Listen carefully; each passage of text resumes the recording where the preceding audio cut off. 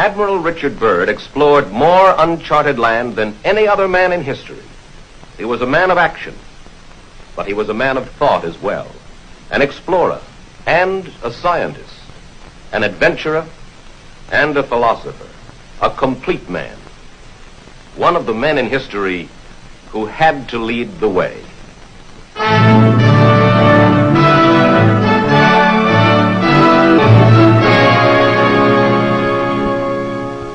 On this expedition, we hope to fly across the South Pole into the mysterious land beyond to see what is there.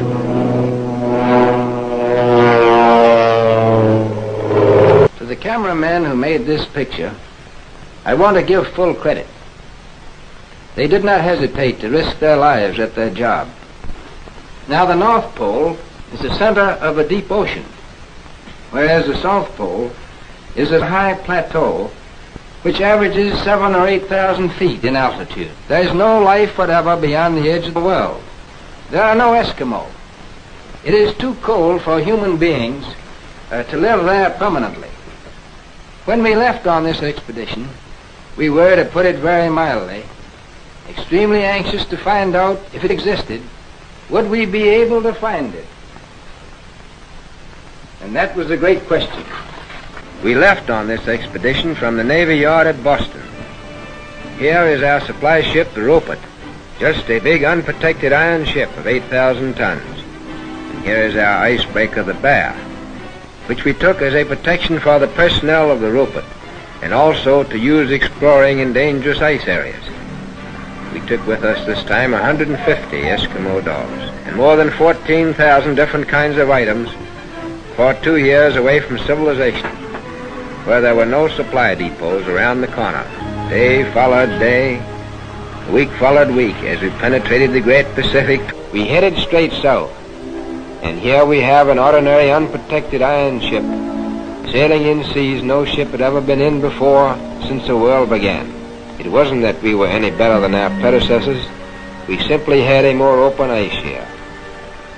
We bucked the ice until we were finally stopped by an impossible pack. Impossible, at least, for the Rupert.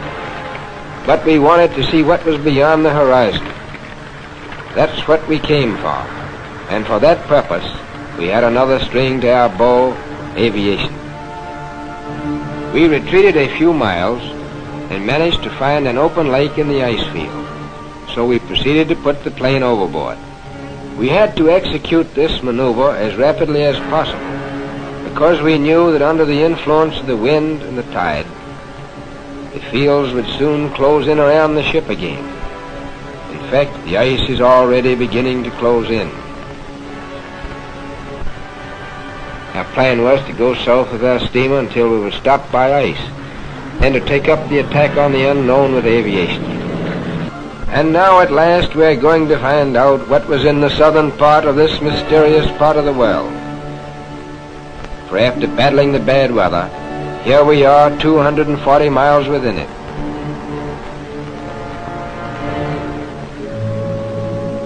We came to this strange phenomenon, ice islands.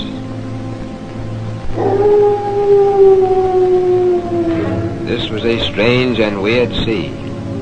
Steaming through these ice islands was an eerie sensation. Here was the twilight of the gods, and we were curious to know what these somber giants were guarding.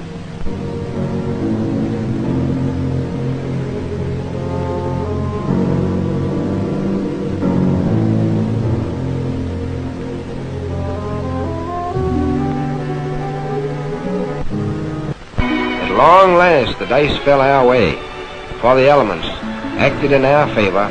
The wind and the tide, which had closed the ice in around us, finally opened the pack so that we could break our way into more open sea.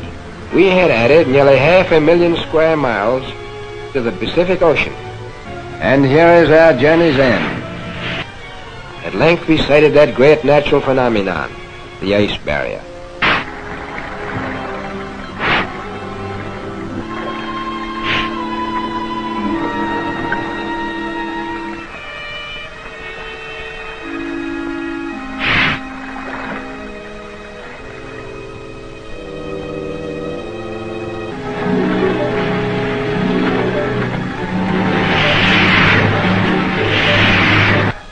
I knew it would be taking a big chance, but it seemed the only way. As we started alongside the barrier with our ships, suddenly the edge...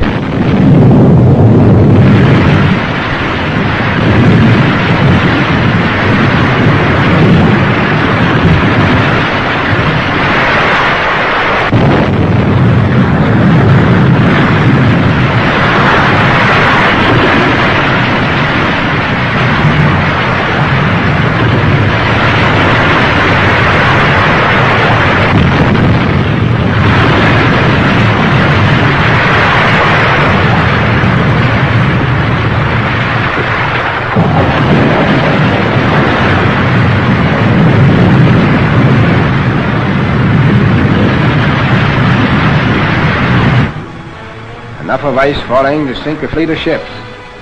It seemed like a warning from Providence not to go alongside the barrier.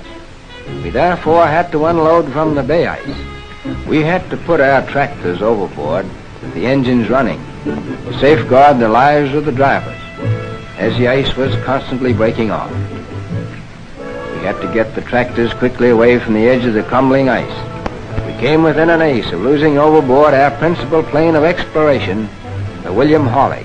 It was a critical moment. At times, as the ice broke, then our supplies would fall into the water. We kept a man on watch with a life preserver on line as a safeguard for the men working on the edge of the ice. We were working against time to finish unloading before the fall freeze-up, when the ships would have to return to civilization. You can see what a tough job we had to transport 400 tons of material through this area. The bay ice was constantly shifting and cracking, and pressure ridges were being formed as we worked by the irresistible force of the slowly moving ice cap. I have never seen men work so hard. We call this period the White Nightmare, and a nightmare it was. The hardest work of all was this man-hauling of sleds, which we had to do in order to get unloaded in time. Eskimo Huskies, still the backbone of polar exploration. They can go where no tractor could ever go. You can't do without them. The Rupert must go back to civilization because the bay would soon freeze and she couldn't stand the ice. Now the only person out of 150 men to get sick and who would have to go back on the Rupert was the doctor. At very great risk, I had to dispatch the bear northward to get another doctor. Suddenly, without warning, a storm hit us before we could get all of our food and other vital supplies stored away. And all hands had to work frantically throughout the storm to prevent the loss of food boxes under deep snowdrifts. The storm lasted for many hours.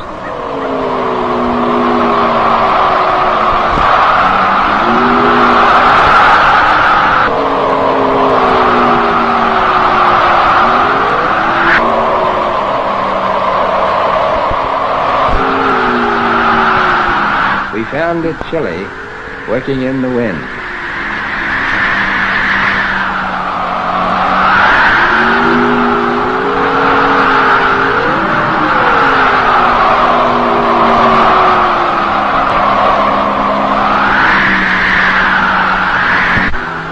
And when it was over, there was a bit of digging to do.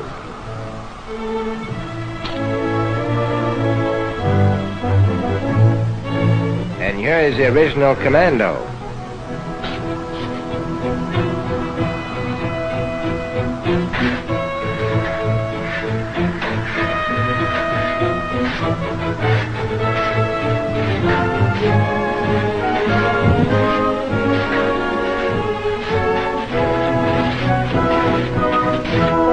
The honor of leading this expedition belongs to Admiral Richard Byrd. It is a gratifying experience for this 58-year-old explorer, who in the past had to raise his own funds for exploration, and who now has the resources of the United States Navy at his command. In 1955, 2 years before his death, Admiral Richard Byrd departs on his 5th and last expedition But it's not simply an unknown continent or a distant ocean that lures adventurers like Richard Byrd. As he put it, here is a door ajar through which one may escape from the noise and chaos of civilization into the solace and harmony of the cosmos, and for a moment be part of it.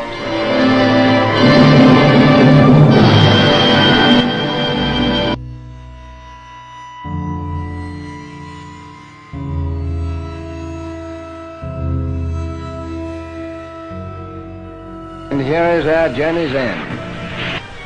At length we sighted that great natural phenomenon, the ice barrier.